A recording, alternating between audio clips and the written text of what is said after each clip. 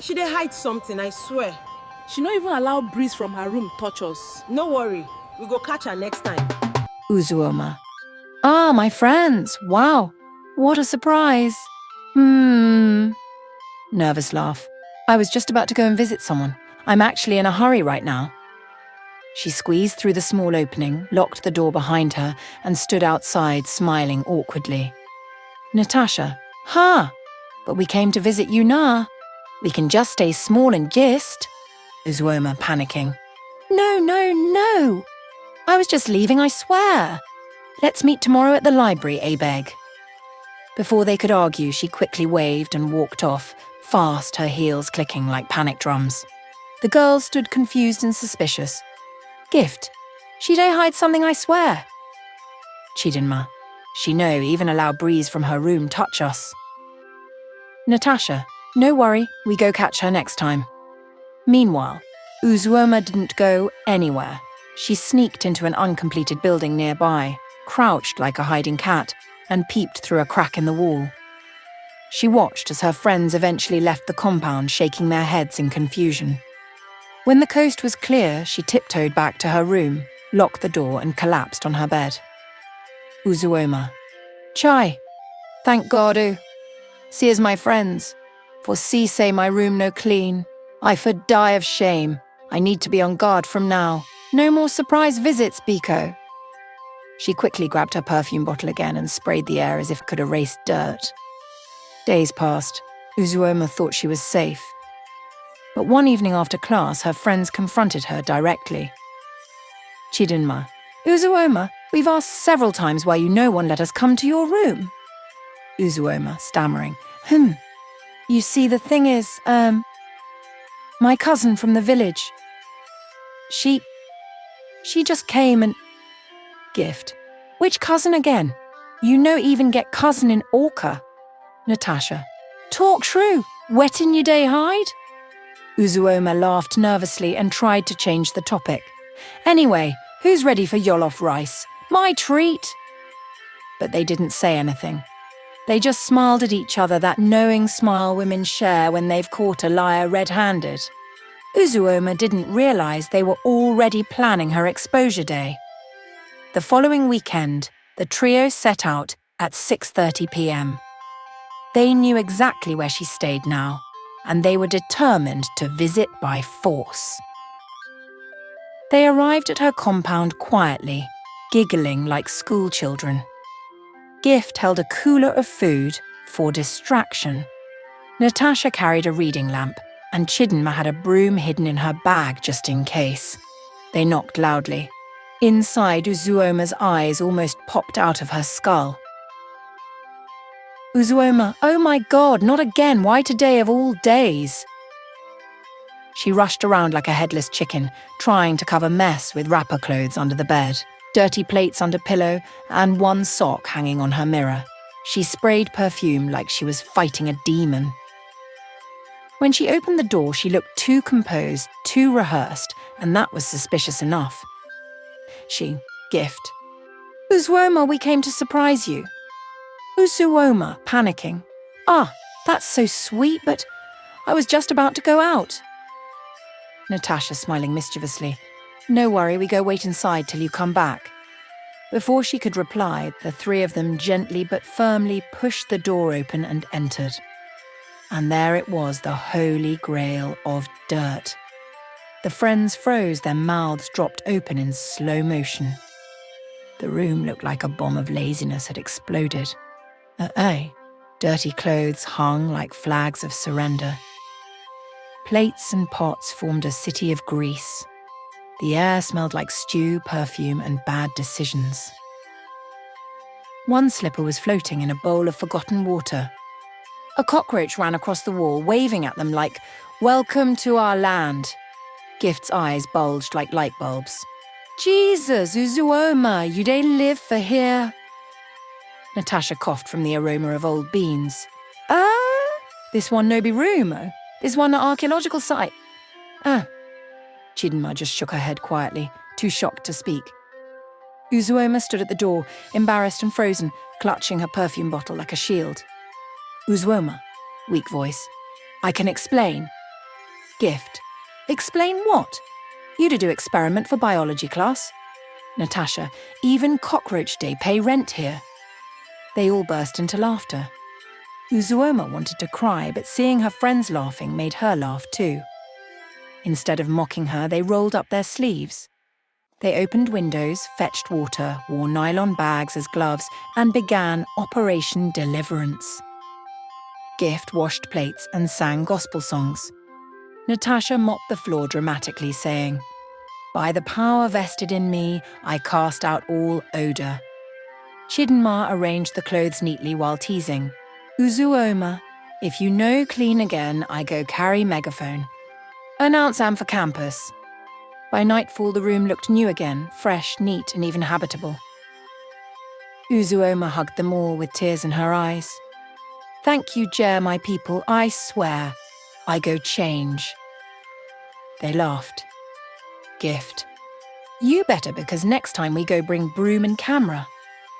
That night, as Uzuoma lay on her clean bed, she whispered to herself, "From today, no more Miss Dirty Girl, nah Miss Clean and Smart now."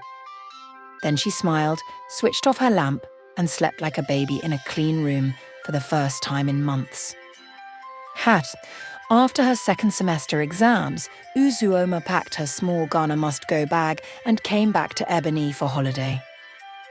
The moment she alighted from the bus, even the dust of the village was confused. Was this really their Uzuoma, the dirty girl? She looked finer than ever. Yes, her skin was glowing like she had been bathing in shea butter and grace.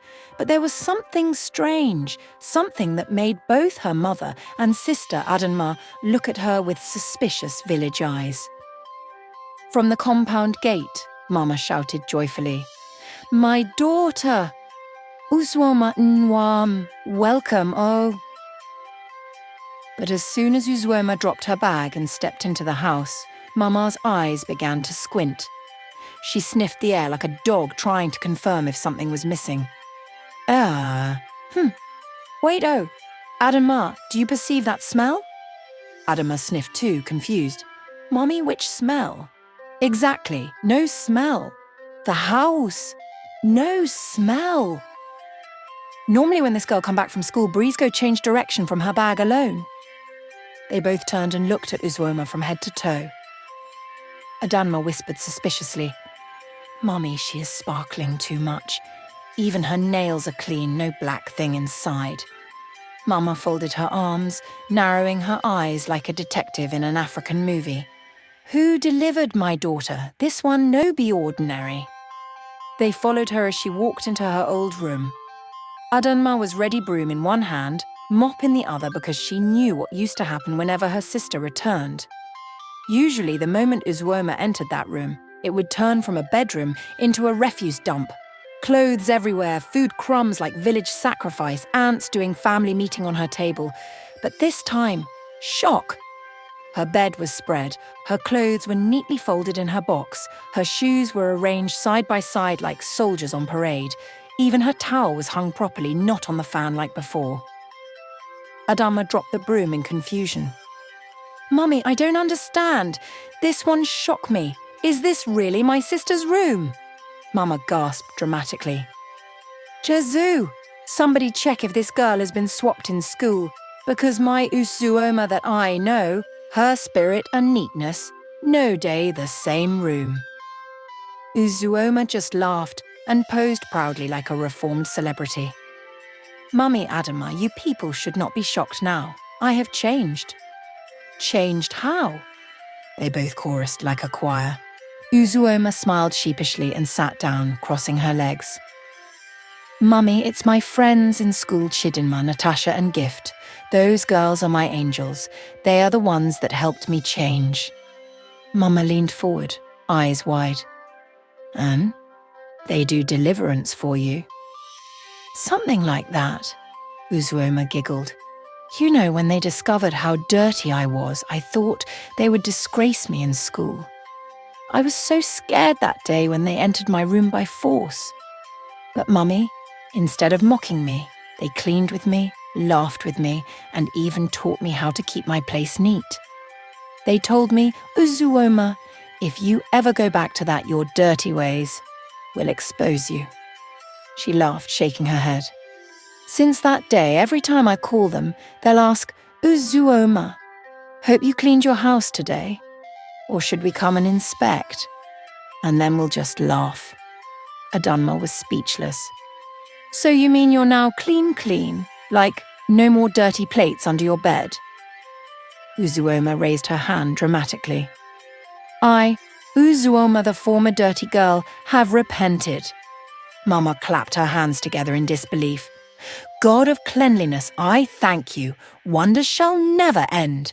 The same Uzuoma that used to hide plates inside wardrobe, the same Uzuoma that used to spray perfume on dirty clothes and say it's air freshener.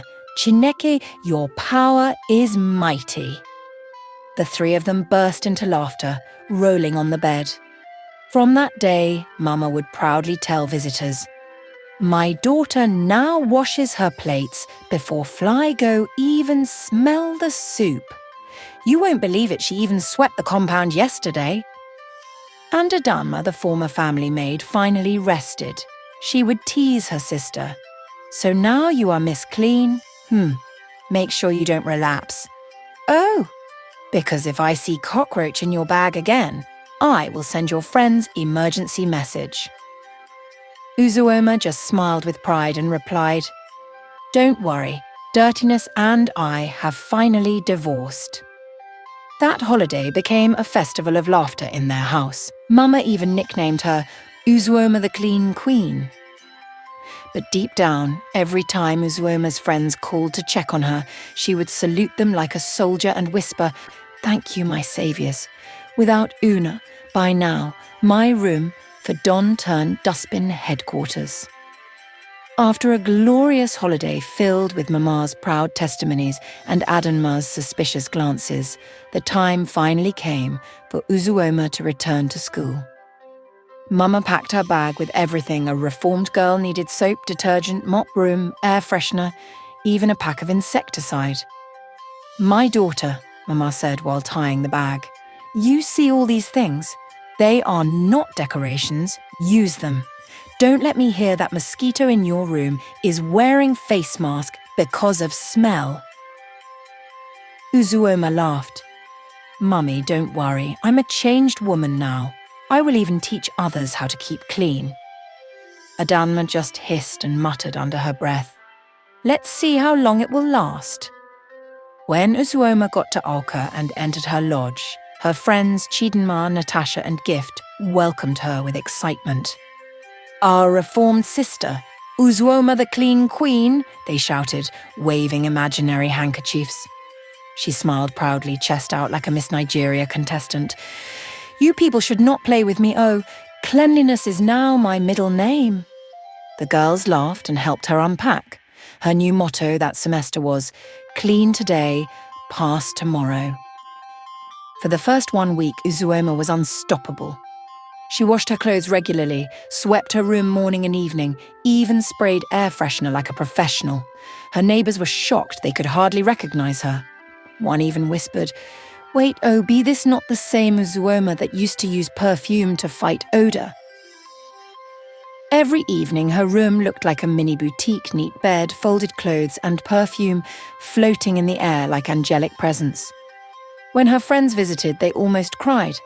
"Ah, Uzuoma, you did it. We're so proud of you." She smiled, adjusting her wig. "You know, I realised that cleanliness is not stress, it's just attitude." Everybody clapped. She even promised to host a Clean Girls Club meeting in her room once a week. Then came week 2. Assignments started piling up. Lecturers began to rush topics like they were being chased, and Uzuoma's perfect order began to shake small.